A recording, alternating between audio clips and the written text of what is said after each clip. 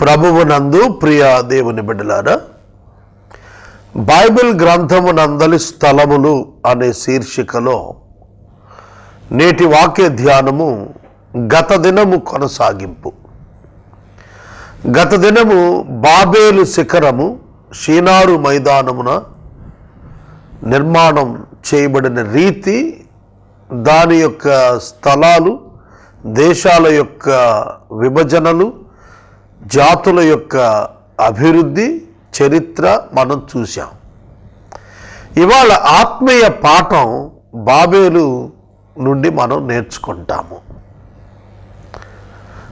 బలాల్ అనేటువంటి హీబ్రూ పదం నుండి ఈ బాబెల్ అనేటువంటిది వచ్చింది. బలాల్ అంటే కన్ఫ్యూజన్.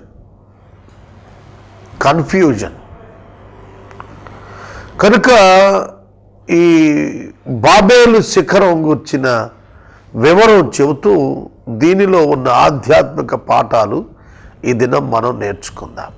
నేటి వాక్య ఉపదేశానికి సహకారాన్ని ఇస్తున్నటువంటి కుటుంబం పశ్చిమ గోదావరి జిల్లా, ఆంధ్రప్రదేశ్, ఏలూరు పట్టణ నివాసితులు శ్రీ ఇందుపల్లి ప్రకాష్ కుమార్ గారు, సుదర్శిని గారు, Adimala Praveen Kumar, Jessy Soumya, doctor Pachigalla Avinash, doctor Annie Preethi, Indupalli Christina Keerthana, Pachigalla Aryan Daniel సహకారం అందిస్తున్నారు. దేవుడి కుటుంబాన్ని దీవించును గాక. మనం నూతనంగా ఈ కార్యక్రమం 4 దినాలుగా ప్రసారం చేసుకుంటున్నాము. బైబిల్ గ్రంథంలోని కొన్ని వందలాది స్థలాలు, వాటి ప్రాముఖ్యత, వాటి ప్రస్తుత స్థితి మరియు అందరి ఆత్మీయ పాఠాలు మనం నేర్చుకుంటున్నాము. ఈ మంచి కార్యక్రమం ప్రతిరోజు 10 లక్షల కుటుంబాలు పైగా వీక్షించే అవకాశం ఉన్నటువంటి కార్యక్రమం. అతి స్వల్ప మొత్తం మీరు చెల్లించగలిగితే ఇండియన్ గవర్నమెంట్ ముద్రించిన నోట్స్లో ఒక నోట్ మీరు సపోర్ట్ చేయగలిగితే చాలు. ఈ కార్యక్రమం 10 లక్షల పైగా ప్రజలు వాక్యం వింటారు. కావున మీ కుటుంబ పక్షంగా ఎపిసోడ్ నిర్వహించమని మిమ్మల్ని ఆహ్వానిస్తున్నాను. ఇందుపల్లి ప్రకాష్ కుమార్ గారికి, సుదర్శిని గారికి, కుటుంబ సభ్యులకు ధన్యవాదాలు. వారిని క్షేమం కొరకు ప్రార్థిద్దాము. ప్రార్థన చేసుకుని ఆత్మీయ పాఠాలు విందాం. మమ్మలను మిక్కిలిగా ప్రేమిస్తున్న మా ప్రియ పరలోకపు తండ్రి, మీ పరిశుద్ధ గణనామమునకు వందనములు, స్తోత్రములు అర్పిస్తున్నాము.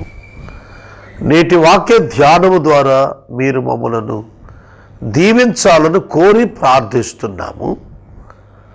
ఎపిసోడ్కు సహకారం ఇచ్చిన కుటుంబం ప్రకాష్ కుమార్ గారు, సుదర్శిని గారిని, వారి బిడ్డలను దీవించమని ప్రార్థిస్తున్నాము. రక్షణ భాగ్యమును ప్రతి ఒక్కరికి ఇమ్మని అడుగుచున్నాం. యేసు నామమున వేడుచున్నాం తండ్రి, ఆమెన్. ప్రియమైన దేవుని బిడ్డలారా, పరిశుద్ధ బైబిల్ గ్రంథం ఆదికాండము 11వ అధ్యాయంలో భూమి మీద యునైటెడ్ హ్యుమానిటీ, మానవ జాతి ఏకజాతిగా ఉన్న దినాలవి. నోవాహు జలప్రళయం తరువాత నోవాహు కుమారులైన హాము, షేము, యాపేతుల యొక్క కుటుంబాలు వర్ధిల్లిన తరువాత, పెరిగిన తరువాత, విస్తరించిన తరువాత, పెలగు కాలములో దేశాలుగా విభజింపబడిన తరువాత, షీనారు దేశమందు ఒక మైదానము తూర్పు భాగపు ప్రయాణములో వారికి కనపడింది. తూర్పు దిక్కుకు ప్రయాణం చేస్తూ వచ్చారు. జనములు విస్తరించారు, సంతానాలు విస్తరించాయి, వంశాలు విస్తరించాయి, భూమి మీద మనుషులు వ్యాపించారు. ఆ వ్యాపించిన మనుషులందరూ తూర్పు దిక్కుకు రావటం ప్రారంభించారు. అప్పటికే అబ్రహాము యొక్క కాలము నాటికే మనుషులు విగ్రహారాధికులు అయిపోయారు. మానవ జాతి యొక్క దౌర్భాగ్యత ఏమిటంటే, మానవుడు పాపం చేసిన తరువాత దేవుడు ఏదేను నుండి అతనిని బయటకు పంపించేసిన తరువాత వారు సంతానోత్పత్తి కలిగి విస్తరించడం ప్రారంభించారు. అలా విస్తరిస్తున్నప్పుడు వారికి దేవుని యొక్క ప్రత్యక్షతలు లేక, దేవుడు వారికి ప్రత్యక్షతలు లేక, మనం ఆదికాండం 4వ అధ్యాయం నుండి 6వ అధ్యాయానికి వచ్చేటప్పటికి మధ్యలో ఆదాము యొక్క సంతతి బహుగా విస్తరించి దేశంగా వర్ధిల్లిపోయినట్టుగా కనబడుతుంది. నోవహు కాలంలో నోవహు ఒక్కడు మాత్రమే దేవుడు ఆకాశం నుండి చూడగా నీతిమంతుడిగా కనపడ్డాడు. మిగిలిన వారంతా మార్గం తప్పిపోయారు. 6వ అధ్యాయం ఆదికాండం సాక్ష్యం ఇచ్చింది. దేవుడు భూమి మీద ఒక్క కుటుంబాన్ని మిగిల్చి మిగతా వాళ్ళందరినీ నాశనం చేయాలనుకున్నాడు. జలప్రళయం ఇస్తా అన్నాడు. 120 సంవత్సరాలు ఖచ్చితంగా నోవాహు చెప్పిన 500 సంవత్సరం, 600 సంవత్సరం, 100 సంవత్సరాలు మనకు సమయం ఇవ్వబడినట్టుగా అర్థం అవుతాం. జలప్రళయం అనంతరం భూమి మీద ఉన్న నరులందరూ తుడిచిపెట్టుకుపోయారు. హాము, షేము, యాపేతను నోవాహు కుమారులు మాత్రమే జీవించారు. వారి యొక్క సంతానములో నుండి జనం విస్తరించారు. ఆ విస్తరించిన జనం కూడాను నోవాహు దేవుని గురించి ఎరిగిన వాడుగా ఉన్నప్పటికీ, నోవాహు కుమారులు హాము, షేము, యాపేతు దేవుని గురించి ఎరిగిన వారుగా ఉన్నప్పటికీ, ఆ తర్వాత తరాల వాళ్ళు దేవోక్తి లేక వారు విగ్రహారాధన వైపు వెళ్ళిపోయారు. అక్కడే మతానికి పునాది పడింది. మానవుడు దేవుణ్ణి వెతుక్కోవటం ప్రారంభించాడే, అక్కడే మతాలు ప్రారంభమయ్యాయి. ఒక్కొక్క మతం ఒక్కొక్క విధంగా దేవుని చేరటానికి మనుషులకు ఇచ్చినటువంటి సాంప్రదాయ భక్తితో కూడినటువంటి ప్రయత్నం. అట్లాంటి ప్రయత్నాల్లో ఏకజాతిగా ఉన్నటువంటి ప్రజలు దేవుడు మన యొద్దకు రావాలి అంటే ఒక ద్వారం కావాలి. కనుక ఆ ద్వారము అనేటువంటి ఒక అభిప్రాయం వచ్చేటట్లుగా gate of God, Babel, gate of God, దేవుడు ప్రవేశించే ఒక ద్వారంగా ఉండాలి అని ఒక గొప్ప కట్టడాన్ని కట్టాలనుకున్నారు. ఆ కట్టడం ఏ విధంగా వాళ్ళు నిర్మాణం చేయబోనుకున్నారు చూస్తే ఆశ్చర్యం. ఆ దినములలో ఒక్క భాష ఉన్నది, ఒక్క జనాంగముగా ఉన్నారు. భూమి అందంతటా ఒక భాషయు ఒక్క పలుకు ఉండెను. Now the whole earth had one language and the same words. ఇప్పుడు మనకి కలము తెలుగులో, పెన్ను ఇంగ్లీష్లో కదా, అట్లా ఒక్కొక్క భాషలో ఒక్కొక్క వర్డ్ వచ్చేసింది. ఇది ఎప్పుడు వచ్చింది, ఎట్లా వచ్చింది? ఒకప్పుడు ఒక్క పలుకే ఉంది, ఒక్క మాటే ఉంది, ఒక దానికి ఒక పేరే, రెండు పేర్లు లేవు, ఒక్కదానికి ఒక పేరే. అది ప్రజల్లో తెలిసింది. అట్లాంటి పరిస్థితుల మధ్య వాళ్ళు షినారు దేశంలో మైదానమున ఇటుకలు చేసి బాగా కాల్చుదాం రండి అని ఒకరితో ఒకడు మాట్లాడుకొని, రాళ్లకు ప్రతిగా ఇటుకలు, అడుసునకు ప్రతిగా మట్టికీలు ఉన్నవి గనుక భూమి అందంతటా మనము చెదిరిపోకుండా ఒక పట్టణమును ఆకాశమునకు శిఖరము గల ఒక గోపురము కట్టుకొని పేరు సంపాదించుకుందాం రండి అని మాట్లాడుకుంటున్నారు. భూమి మీద మాట్లాడుకుంటున్నది పరలోకంలో వినబడుతుంది. ఇది ఆత్మీయ పాఠం మనం నేర్చుకోవాల్సింది. ఇవాళ మనం ఏం మాట్లాడుతున్నామో అది పరమందు వినబడుతుంది. నేను చేస్తున్న ప్రసంగం దేవునికి వినబడుతుంది. అర్థమవుతుందా? ఆ జ్ఞానంతో నేను దేవుని ఎదుట ప్రసంగించాలి. God is the listener of my message. I should be careful when I am giving this message.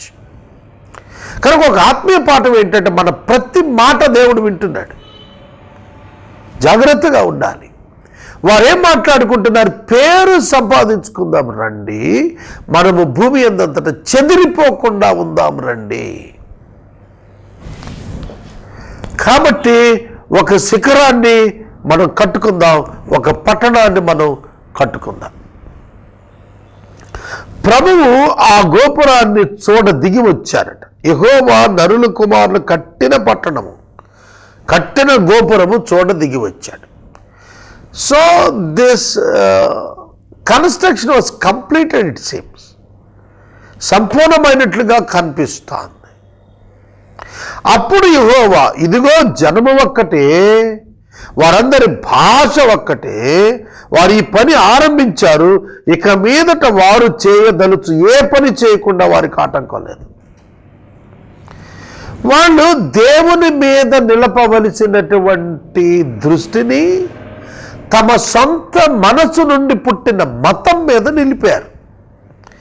If I can't stop this type of works in the people, how can they be saved?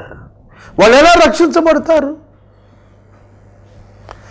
దేవుడు గనుక వచ్చి దిగి వచ్చి ఆ wrong యాటిట్యూడ్ని నిలుపుదల చేయకపోతే, దాని కాన్సిక్వెన్సెస్ను నిలుపుదల చేయకపోతే, they will think some other great evil, more evil, మరి గొప్ప, మరి అత్యధిక చెడునే ఊహిస్తారు, దేవునికి దూరం వెళ్ళేదే ఊహిస్తారు, ఆలోచిస్తారు, ఇంప్లిమెంట్ చేస్తారు తప్ప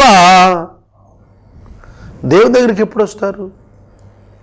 దేవుని దగ్గరికి రాలేరు. వారు దేవుడు తమ యొద్దకు రావాలనుకున్నారు, తాము దేవుని యొద్దకు వెళ్ళాలనుకున్నారు. కానీ విధానం ఏమిటి? దేవుడు చూపిన మార్గం కాదు, మనసు చెప్పిన మార్గం. అది జరుగుతుందా? జరగదు కదా. కనుక మనుషులు దేవునికి దూరం అవుతున్నారు. ఆ కాన్సెప్ట్లో ప్రభు ఏం చేశారంటే, దిగి వచ్చి ఇట్లాంటి యాటిట్యూడ్ కంటిన్యూ అవటం మంచిది కాదు. 300 అడుగు ఎత్తు, 325 అడుగులు ఎత్తు ఒక శిఖరం కట్టేసుకుంటే దేవుడు రీచ్ అయిపోతారా? వాళ్ళ థాట్ లెవెల్ అలా ఉంది. It's bad thought. అందుకే దేవుడు ఏం చేశాడంటే, మీరు ఒక మాట మీదే ఉన్నారు, ఒక జాతిగానే ఉన్నారు, ఒక మాటే పలుకుతున్నారు, ఒక ఆలోచన చేసి వాళ్ళు అందరూ కలిసికట్టుగా దేవునికి దూరంగా వెళ్ళిపోతున్నారు. అందుకే నేను దిగి వచ్చి వీరి కార్యక్రమాన్ని చూచి, ఇకపై వారు ఇటువంటివి చేసి నాకు మరింత దూరం కాకూడదు అనే భావనతో ప్రభు ఏం చేశారంటే, అక్కడ భాషను తారుమారు చేద్దాము రండి అని అనుకున్నాడు. ఒకరి భాష ఒకరికి తెలియకుండా, ఒకరి మాట ఒకరికి అర్థం కాకుండా కమ్యూనికేషన్ బ్రేక్ డౌన్ చేసేస్తే ఇక they can't do such type of things against God. దేవుని ఇష్టమునకు చిత్తమునకు వ్యతిరేకమైన ఇలాంటి పనులు ఇక చేయకుండా ఉండటం కొరకు దేవుడు వారి భాషలను తారుమారు చేద్దామని అనుకున్నాడు. వారికి అప్పటి వరకు ఒకే భాష ఉంది, మరి ఆ భాష పేరేంటో మనకు తెలియదు. ఆ భాష తర్వాత ఇంకెక్కడ వినపడల, ఇతర భాషల్లో కన్వర్ట్ అయిపోయారు వారంతా. కనుక దేవుడు దిగి వచ్చాడు. దిగి వచ్చి భూమి అంతటా వారిని చెదరగొట్టారు. బాబేలు అనేటువంటి పేరు అక్కడ పెట్టారు, ఎందుకంటే దేవుడు వారిని చెదరగొట్టాడు. వారి ఆ పట్టణాలను కట్టడం మానుకున్నారు. వారు ఆ పట్టణాన్ని కట్టడం మానుకున్నారు. దానికి బాబేలు అని పేరు పెట్టారు, ఎందుకంటే అక్కడ యెహోవా భూజనులందరి భాషను తారుమారు చేశాడు. బాబేలు అంటే తారుమారు, కన్ఫ్యూజన్, తారుమారు అని అర్థం. ఒకడొకటి మాట్లాడితే ఇంకోటి మాట్లాడతాడు. మనం మంచినీరు బాటిల్ కొనటానికి మెడ్రాస్ రైల్వే స్టేషన్లో నిలబడి ఈ బాటిల్ ఎంత అని తెలుగులో అడిగితే వాడు జవాబు చెప్పలేడు, తమిళంలో అడగాలి. మనం తెలుగులో మాట్లాడింది వాడికి అర్థం కాదు, వాడు తమిళంలో రేటు చెబుతాడు, మనకు అర్థం కాదు. అలాగే ఢిల్లీ వెళ్ళి నువ్వు తెలుగులో మంచినీళ్ళ మాట్లాడితే హిందీ వాడికి అర్థం కాదు, వాడు హిందీలో దాని రేటు చెప్తే నీకు అర్థం కాదు. అర్థమైందా? మీకు తెలుస్తుందా? కనుక దేవుడు ఏం చేశాడంటే భాషలు వేరు చేశాడు. అక్కడే ఈ లాంగ్వేజెస్ అన్నీ కూడా వచ్చాయి. వీటిని భాషల మీద డాక్టరేట్స్ చేసినటువంటి వారు అనేకులు చెప్పింది ఏమిటంటే మెయిన్ లాంగ్వేజ్ నుంచి స్లాంగ్స్ ఇవన్నీ కూడా డివైడ్ అవుతూ వచ్చాయి. మూలాలన్నీ ఒకలానే కలిసి ఉంటూ ఉంటాయి. భాషలు మీరు చూడండి, అమ్మ అంటే హిందీలో మా అని ఉంటుంది, ఇంగ్లీష్లో మదర్ అని ఉంటుంది. మా కామన్గా వస్తాను. కనుక ఈ యొక్క భాషలు ఒక భాష నుండే వచ్చాయి కాబట్టి అవి విడిపోతూ వెళుతున్నప్పుడు వాటి యొక్క సంజ్ఞలు శబ్దాలు వాళ్ళు ఏర్పరచుకున్నారు. ఇప్పటికీ భారతదేశంలో భాష లిపిలేని భాషలు ఉన్నాయి, లిపిలేనటువంటి భాషలు ఉన్నాయి. అవి శబ్దాలతో ఏర్పరచుకున్నారు, వాటికి లిపి లేదు. లంబాడీ భాషకు లిపి తయారు చేస్తున్నారు. ఒక 20 సంవత్సరాల క్రితం నేను రేడియో విశ్వవాణిలో పనిచేసినటువంటి దినాల్లో లంబాడీ భాష తెలుగులోనే దాన్ని ముద్రించి ఆ భాషనే తెలుగులో ముద్రించి తీసుకెళ్ళాం, ట్రాన్స్లిటరేషన్. ఇప్పుడు చూడండి, మనం తెలుగులో ఇంగ్లీష్ మాటల్ని వాట్సాప్లో అట్లా పంపిస్తున్నాం. బాగున్నావా, హౌ ఆర్ యూ, ఎలా ఉన్నావు అంటే ఈఎల్ఏ ఎలా, యుఎన్ఎన్ఏవి క్వశ్చన్ మార్క్ వేస్తున్నాం. అంటే తెలుగు భాషను ఇంగ్లీష్ అక్షరాలతో అవతల కమ్యూనికేట్ చేస్తున్నాం. మనకు తెలుగులో దాని టైపింగ్ రాదు, ఆ సాఫ్ట్వేర్లు ఉండవు కనుక భాష ఒకటే, దాని నుండి ఇతర భాషలన్నీ కూడా దేవుడు తారుమారు చేశాడు. వాళ్ళను డిఫరెంట్ జాతులకు విడగొట్టి పంపించేశాడు. వాళ్ళు విడగొట్టి పంపించేశాడు. పంపించినప్పుడు వాళ్ళు ప్రపంచం అంతా కూడా చెదిరిపోయారు, భూమి అంతటా చెదిరిపోయారు. అలా చెదరటం ప్రారంభించారు. ఒక్కొక్క జాతి నుంచి ఒక్కొక్కరు అలా చెదురుకుంటూ పోయారు. ఇంకా మనం బైబిల్లో చూస్తే అబ్రహాము తన కుమారుడైన ఇష్మాయేలును ఇస్సాకుతో ఉండకుండా పంపించేశాడు. ఇష్మాయేలు వెళ్ళి ఇష్మాయేలీయులుగా ఎదిగారు వారి సంతతి. అలాగే ఇస్సాకుతో ఉండకుండా కెతూరాకు అబ్రహాము ద్వారా పుట్టిన 6 కుమారులను తూర్పు దిక్కుకు పంపించాడు అబ్రహాము. పంపించినప్పుడు అందులో మిద్యాను ఉన్నాడు. మోషే కాలంలో మిద్యాను దేశానికి మోషే వెళ్ళాడు. అక్కడ మిద్యానీయుడైనటువంటి ఇత్రో సిపోరా అనే కుమార్తెను ఇతర 6 కుమార్తెను కలిగి ఉన్నాడు. కాబట్టి కాలక్రమంలో కొన్ని వందల సంవత్సరాల్లో కొన్ని జాతులుగా వాళ్ళు డెవలప్ అవుతూ వచ్చారు. యాకోబు సిరియాకు వెళ్ళినప్పుడు యాకోబు మామగారింటికి లాబాను యొద్దకు పద్దనరాముకు వెళ్ళినప్పుడు ఒంటరిగా వెళ్ళాడు. తిరిగి వచ్చేటప్పుడు 11 మంది కుమారులు కుమార్తెతో వచ్చాడు. మార్గ మధ్యలో మరొక కుమారుని కన్నాడు. 12 మంది అయ్యారు. వాళ్ళు మోషే కాలానికి వచ్చేటప్పటికి వాళ్ళంతా ఐగుప్తులో ఒక జాతిగా ఉన్నారు, కానీ దేశం లేదు వాళ్ళకి. మోషే వాళ్ళని విడిపించి తీసుకొని వచ్చిన తర్వాత యెహోషువ వాళ్ళను కనాను దేశానికి యోర్దాను దాటింపజేసి తీసుకెళ్ళిన తర్వాత వాళ్ళకు దేశంగా ఏర్పడటానికి అక్కడ ఉన్న జాతులన్నీ పారద్రోలి యెహోషువ నాయకత్వంలో ఒక దేశంగా వచ్చారు.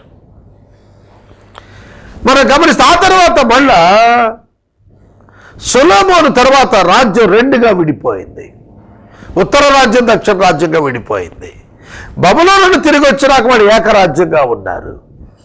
ఇలా మనం చూస్తున్నప్పుడు దేశాలు విడిపోవటం, కలవటం, ముక్కలవటం, చెక్కలవటం, కలిసిపోవటం ఇలా అర్థమవుతూ వస్తుంది. కనుక దేవుడు భూమి అంతటా కూడా జాతులను, భాషలను పంపించాడు, విడదీసి పంపించాడు. అందుకే ఆయన మత్తయి సువార్తలో చివరి అధ్యాయం 28వ అధ్యాయంలో చివరి వచనాల్లో మనం చూస్తే మీరు సర్వలోకమునకు వెళ్ళి సర్వసృష్టికి సువార్తను ప్రకటించండి, అన్ని జాతులకు అన్ని భాషలకు సువార్త ప్రకటించమన్నాడు.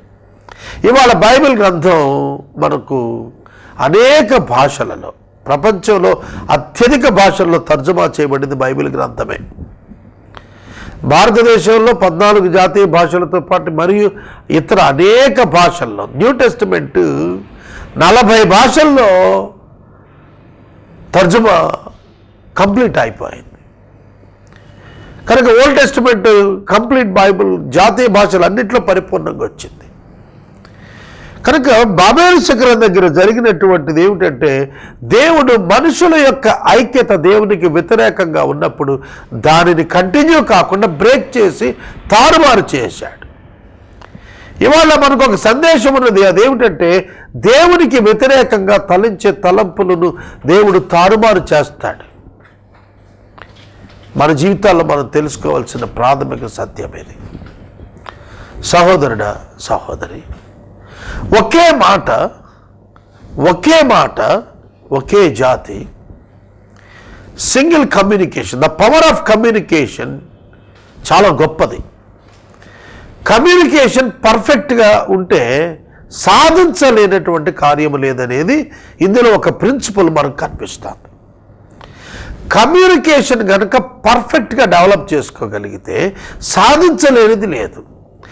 మరలా మనుషులు ప్రపంచం ముగింపుకు వచ్చేటప్పటికీ దేవునికి వ్యతిరేకంగా ఒకే భాష, ఒకే కరెన్సీ, ఒకే దేవుడు, ఒకే ప్రభుత్వం ఉండాలనే ప్రయత్నానికి వస్తారు. Ideology of the human beings from the beginning, if you can observe, the same and the worst. గుర్తిస్తున్నారు? మానవుల యొక్క ఊహ తలంపు కేవలం చెడ్డది, దేవునికి వ్యతిరేకమైనది, దేవుని తప్ప సమస్తాన్ని దేవునిగా తమకు ఎంచుకునేటువంటిది. గుర్తెరగండి ఈ సత్యాన్ని. అందుకే దేవుడు నోవహు కాలంలోనే జలప్రళయాన్ని రప్పించి ఆ జనాంగం అంతటిని నాశనం చేశాడు. ప్రభు చాలా తేటగా చెబుతున్నటువంటి మాట ఏమిటంటే, ఆదినాన జలప్రళయాన్ని పంపించి మానవ జాతిని నశింపచేసినట్లుగా అగ్ని చేత భూమిని మరలా నాశనం చేయబోతున్నాడు. అయితే ఆనాడు 8 మందిని బయటకు తీశాడు నీటి నుండి, ఇప్పుడు సంఘమును వెలుపటికి తీస్తాడు. అది మనం గుర్తెరగాలి. నూతన ఆకాశం నూతన భూమి మీదకు, నూతన ఆకాశము నూతన భూమి మీదకు వెళ్ళేటువంటి ఒక ఏర్పరచబడిన సమూహాన్ని దేవుడు వేరు చేసిన తర్వాత ఈ భూమి మీద సమస్తాన్ని నాశనం చేస్తాడు. జడ్జిమెంట్ తర్వాత పాపము కారణముగా, క్రీస్తును అంగీకరించిన కారణముగా వారందరూ అగ్నిగుండంలో వేస్తాడు. కనుక మనం గుర్తించాల్సినటువంటి ప్రాథమికమైనటువంటి సత్యం ఏమిటంటే, మనుషులు దేవుని తెలుసుకోవాలి. దేవుని తెలుసుకొని వారు పాపం యొక్క శిక్షణ వారి జీవితంలో వారు అనుభవిస్తారు, వారు తీర్పుకు గురవుతారు. కాబట్టి దేవుని యొద్దకు రావాలి తప్ప దేవునికి వ్యతిరేకమైనటువంటి విధానాలను ఎన్నిక చేసుకున్నట్టు కాదు, దేవునికి వ్యతిరేకమైనటువంటి పద్ధతులను వృద్ధి చేసుకున్నట్టు కాదు, దేవునికి దూరంగా వెళ్ళేటువంటి విశేషమైనటువంటి పద్ధతులను మనం ఏర్పరచుకున్నట్టు కాదు. ఆదికాండం 6వ అధ్యాయంలో దేవుడు వారికి ఏర్పరిచిన మార్గములను వారు చెరిపివేసుకున్నారట. మార్గాలు చెరిపేసుకున్నారు. ఈనాడు నేను మనవి చేస్తున్నాను, మార్గములు చెరుపుకున్నటువంటి ఆనాటి ప్రజలు ఏ విధంగా శిక్ష అనుభవించారో, దేవుడిచ్చిన మార్గమైన యేసుక్రీస్తు ప్రభువును అంగీకరించినటువంటి వారు కూడా భయంకరమైన అగ్నిగుండానికి లోనవుతారు. ఆ కారణం చేత దేవాది దేవుడు తన యేసుక్రీస్తును ఈ లోకానికి పంపించి మానవులు రక్షించబడటానికి, ఆనాటి మానవులు తమ మత విధానం చేత ఏర్పరచుకున్న కన్ఫ్యూజన్ స్టేట్ నుంచి క్లారిటీ స్టేట్కి వాళ్ళు రప్పించడానికి యేసుక్రీస్తుని ఈ లోకానికి పంపించాడు. ఒకప్పుడు దేవుడు అంటే ఎవరో తెలియని జనాంగానికి దేవుడు ఇదిగో ఇలా ఉన్నాడు అని చెప్పడానికి, దేవుని యొక్క ప్రేమను మానవ జాతికి కనపరచడానికి, తన ప్రాణాన్ని అర్పించడానికి వచ్చిన యేసుక్రీస్తు ప్రభువునందు తన ప్రత్యక్షతను మానవులకు తెలియపరిచాడు. ఈ సత్యాన్ని సమస్త లోకం తెలుసుకోవాలని ఈ సువార్త లోకమందంతటా ప్రచారం చేయిస్తున్నాడు. నమ్మి బాప్తిసం పొందినవాడు రక్షించబడతాడు. కావున బాబేలు వంటి కన్ఫ్యూజన్ వదిలిపెట్టి మానవ ఐక్యత చేత దేవునికి దూరంగా వెళ్ళాలనే భావనను వదిలిపెట్టి దేవుని చెంతకు రావాలి, క్రీస్తు ద్వారా మార్గం ఉన్నది అనే సత్యమును తెలుసుకొని ప్రభు దగ్గరికి రావాలని నేర్పించబడుతున్నాము. వాక్యాన్ని నేను ముగిస్తున్నాను. రేపు మరొక స్థలాన్ని గురించి మాట్లాడుకుందాం. బాబేలు గురించి 2 days మనం మాట్లాడుకుందాం. ఎపిసోడ్ సహకారం ఇచ్చినటువంటి కుటుంబము ఆంధ్రప్రదేశ్, వెస్ట్ గోదావరి, ఏలూరు పట్టణ నివాసితులు శ్రీ ఇందుపల్లి ప్రకాష్ కుమార్ గారు, శ్రీమతి సుదర్శిని గారు, ఆదిమల ప్రవీణ్ కుమార్, జెస్సీ సౌమ్య బాంబే, మరియు డాక్టర్ పచ్చగళ్ళ అవినాష్, డాక్టర్ యానీ ప్రీతి, ఆర్యన్ డానియల్ మరియు డాక్టర్ ఇందుపల్లి యానీ ప్రీతి, డాక్టర్ ఇందుపల్లి క్రిస్టినా కీర్తన సహకారం ఇస్తున్నారు. ప్రభు ఈ కుటుంబాన్ని దీవించును గాక. ప్రార్థన. మమ్మల్ని మిక్కిలుగా ప్రేమిస్తున్న మా తండ్రి, వందనాలు. వాక్యమైన బిడ్డలను దీవించము, మహిమ పొందము. యేసు దివ్య నామమున ప్రార్థిస్తున్నాము తండ్రి, ఆమేన్. తండ్రి అయిన దేవుని ప్రేమ, కుమారుని యేసయ్య కృప, పరిశుద్ధాత్మని అన్యోన్య సహవాసం సదా మనకు తోడైండును గాక. ఆమేన్.